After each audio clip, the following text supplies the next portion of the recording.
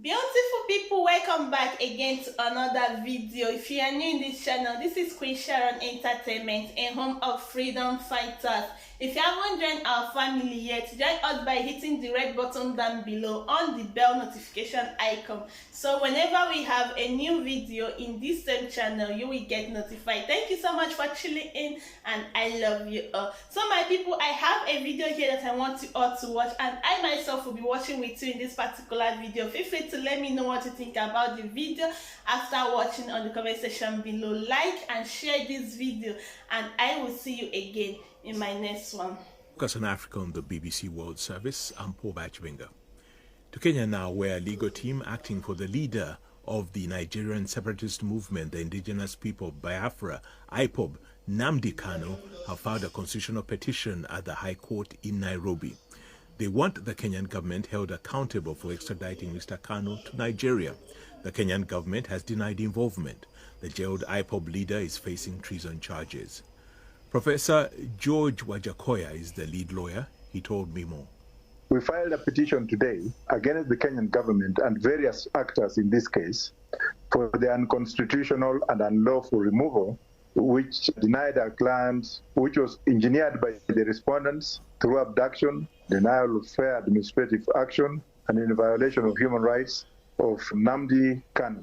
Do you have evidence? Yes, we do. How long does the Kenyan government have to respond? We are filed in court, we are serving the other respondents, and then from there we take on.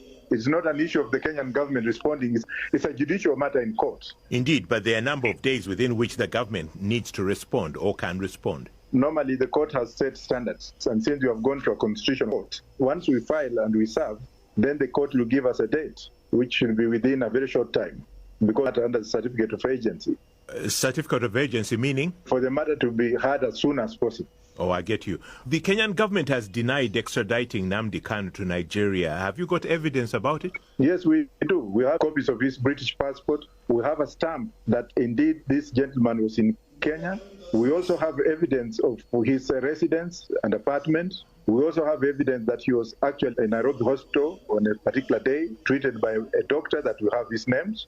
We also have evidence that on the material day, he went to the airport to meet a friend, and that's when he was arrested.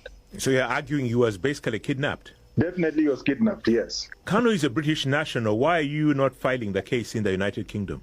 First of all, that's a very good question. And that's why we are also wondering why the Kenyan government, based on the evidence that we have of his British passport, based also in the inquiries that we have made, that he renounced his Nigerian citizenship, why on earth would Kenyan government deport a British subject to Nigerian territory? That's what you want them to tell us. Does Kenya have an extradition treaty with Nigeria? They are members of our International Extradition Convention, yes, which Nigeria and Kenya are signatory. So technically they could extradite him if there was a genuine reason? Definitely, yes, but then extradition and rendition are two things. Extradition has to follow due process. You can't just pick up somebody and throw him in a plane. That's barbaric and it's forbidden. It's outlawed by international law, even by our own constitution. Now, Mr. Kanu is already in Nigeria and facing charges of criminal conspiracy, intimidation, and membership of an illegal organization. Will this development affect his case, if at all? If they're trying a Nigerian national, certainly. But if they're trying a British national, not at all. That's an abuse of due process for a Nigerian court to try a British citizen who has no connection with Nigeria. Now, are you acting on behalf of Mr. Nnamdi Kanu, or is just your own volition? I've been given instructions by his family in London and his brother in Germany, of which you have affidavits here. Are they in touch with him? How is he? We didn't want to go to that direction because there are other lawyers in Nigeria who could answer that question best. So how long do you think this matter might be resolved? It's up to the courts to put up the dates, and it's up to the respondents to respond to what we have petitioned the court for. So that is an entirely a process that is within the judiciary, and we have no control over it. Professor George Wajakoya speaking from Karen, near Nairobi. Take up the list of any major issue in Nigeria, particularly the security sector. You don't see anybody in them. Is it true that there are no qualified Igbos? The world recognizes Igbos if you don't.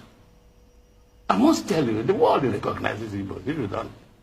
If you see them making waves everywhere, it is their own loss if you don't use their talent. In fact, they are exceptionally intelligent. In fact, God bless them. And I sincerely believe that part of the problem of the country is not utilizing what they have. Because if you prefer mediocrity, you get a mediocrity country. It's about 80 days to the general elections. Yes. As Nigerians file out in the next 80 days to pick the candidate of their choice, what advice would you be giving them? What should they be looking out for? Believe me, Nigerians should look for a leader who promises inclusive government. A leader with a horizon beyond ethnicity. In fact, a leader beyond any form of discrimination, whether it is religion, ethnicity, or regionalism. Fairness, justice, throughout history. Those denied justice have had no interest in peace. So people should stop all this emphasis on peace without justice. We will never have it here. It never existed in history.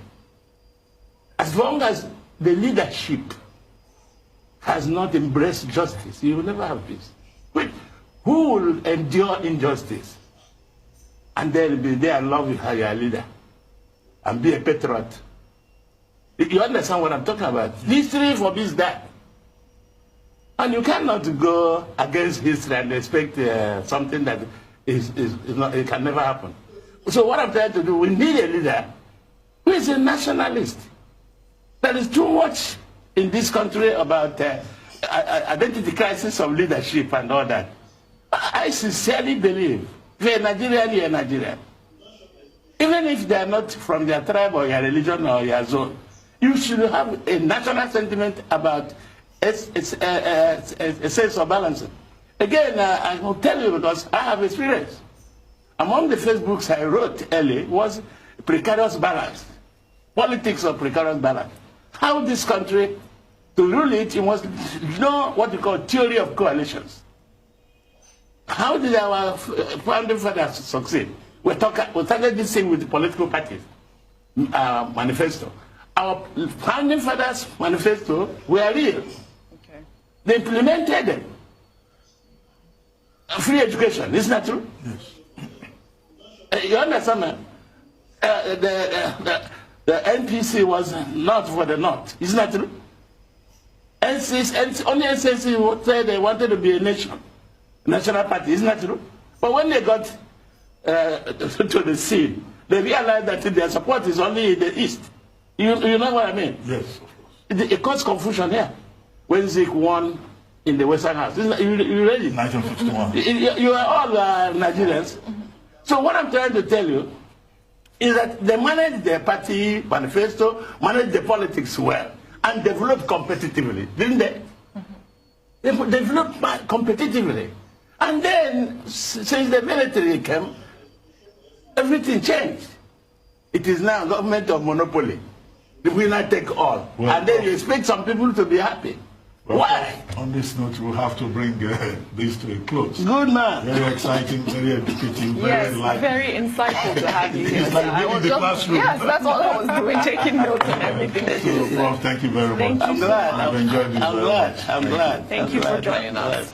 Thank you so much for watching that particular video. Feel free to let me know what you think about this video in the comment section below. Like and share this video, and I will see you guys again in my next one. Bye.